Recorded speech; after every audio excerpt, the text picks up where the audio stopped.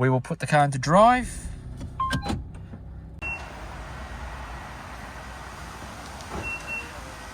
Hey guys, this is a video on how to install the automatic folding mirrors and the auto door locks on your E12 Nissan Note. The unit does come with instructions, although all of it is in Japanese.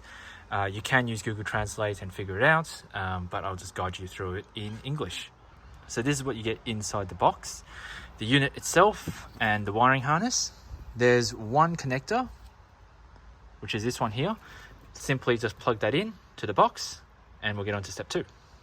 Step 2 is to remove the trim. So the trims that we want to be removing is this piece here, then this one, partially this one, and this one here. With this one here, you just pull it from underneath and it should just come right out. Inside the box, you'll also get one of these. Put them through here and just go around the gaps and just pull against it until this comes off. We're also pulling this off as well. It is slightly tucked underneath the instrument cluster. So this instrument cluster just needs to come out just a tiny little bit, just so you can let this piece out and you can pull it out. So once it's out, it should look like this. We'll get onto these ones here as well. So we'll remove this one first and this one. With the door seals one, just put your fingers underneath here and just pull against it until it comes off. And then with this side here, there are 2 metal clips, one here and one here. Give it a simple tug and they should just come right out as well. Once that's done, we can start doing the wiring harness. The first part is the OBD2 port, which is this one here. We're going to be taking it out from here and replacing it. Got the torch on so you can see better. So it's a clip, or 2 clips here. But if we push one side of the OBD, you can push it up and that should just pop right out like that. And then it's a bypass. So this part connects to this, and then this part seats where it originally used to be. And just to make your life easier, it's best to access it from up here. So like I said, that is now plugged in like that. You've got that loose end as well, which now that goes into here. I'm gonna have to massage it a bit, but this new piece should just seat in where that bit is there. And there it is seated there. If you're wondering as well, it's the narrow part on the left and then the wider part on the right of the OBD2 port. Once the OBD is seated, use the smaller of the cable, and this one will go into your mirror controls. Now there's quite a few cables here, so just be careful which one it is. It's the middle one up here, which is basically it lines up with the mirror controls. But just to make it easier, take the top one out first, just to give yourselves a bit more room. I should point out also that these are just little clips as well, so just hold them down and just pull them out like that. It's the bottom one underneath that. So clip, unplug, and there it is there. And using the smaller of the 2 remaining connections, there's one part that will fit right in there. It is a little bit tight. I believe that the pins itself aren't fully perfectly aligned, but this one here does go in like that. Make sure that's clicked in as well. You will hear a click when it goes in. And then this part here plugs right back into the factory connector. And once that's done, plug the top cable back in. Now we'll tidy up all of this later, but we've got one more cable. This one is for the auto door lock.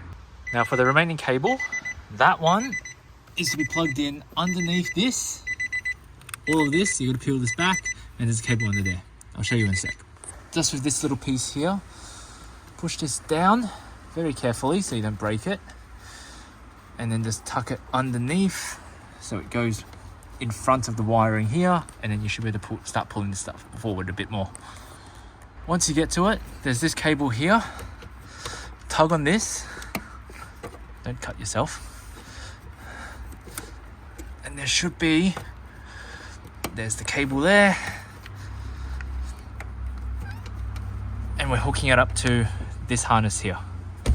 It is quite a difficult harness to get access to, but it's the one with the blue. But anyway, you disconnect that one and you hook up this, which should be this way in, and then this one goes to the other side. You can see once it's undone, it looks like that. This one looks like that.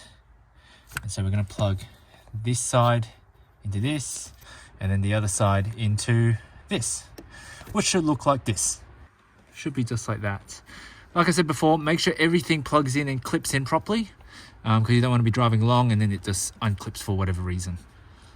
So the unit itself has 6 setting toggles. For reference, number 6 is not used, so we don't need to worry about that. We need to worry about, for now, number 3 and number 5. These two are the master switch. Number 3 is your automatic door locks. Number 5 is your mirror controls. So we'll start off with the automatic door locks. So if you want your automatic door locks to be on, we need to switch them on. To do that, you flick that just like that. If you want your car to lock the doors when you hit 15 kilometers an hour, you push this one up. If you want your car to lock when you put it into drive, you push number 1 down. If you want your car to unlock when you put it into park, push this number 2 up. If you want to have the car unlock the doors when you turn the car off, you push number 2 down. And that's your automatic door lock settings. The mirror controls, if you want them to be turned on, it's number 5, which is the master. So I want them on, so I'm going to turn them on like that. And then number 4, if you want your mirror controls to unfold when you unlock the door, push that up.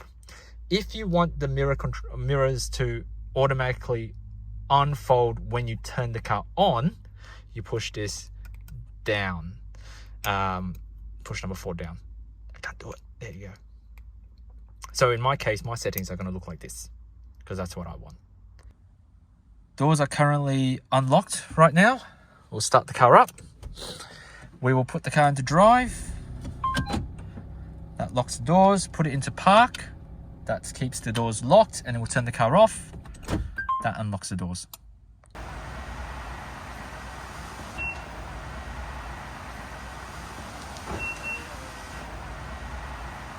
When it comes to sticking the module down, they do suggest you to stick it onto this panel here. So just on the outside here.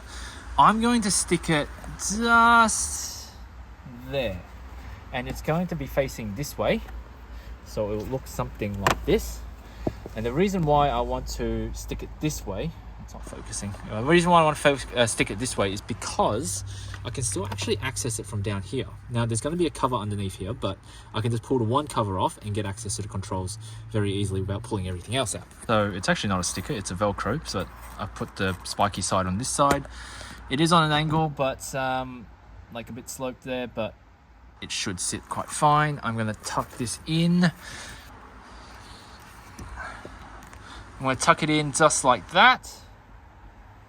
And I can still get access to the numbers. We're going to tuck it like that. I can still get access to the numbers just like that. And that's all I need. And now it's time to just tuck everything back in. If you do need some cable management, there are some cable ties you can just tie up. But I think, to be honest, it's not bad. It's not too bad. It's not too messy. I've seen worse. So we'll just tuck this all back in. Of course, there's this one here as well. So just gently push everything back behind the gap here. I have no idea what it looks like inside here, but yeah, take your time and just squeeze everything back. Just put the panels back in. This one here, you got this piece and you got this piece up here. Just line it up with the two metal bits here, and they should just slide right in. And the plastic stays on top of the rubber seal. This one here, just line it up and just go bit of that, and that should be good. And then this one, I don't know why I'm having trouble putting this one back on, but I am. I'll figure it out.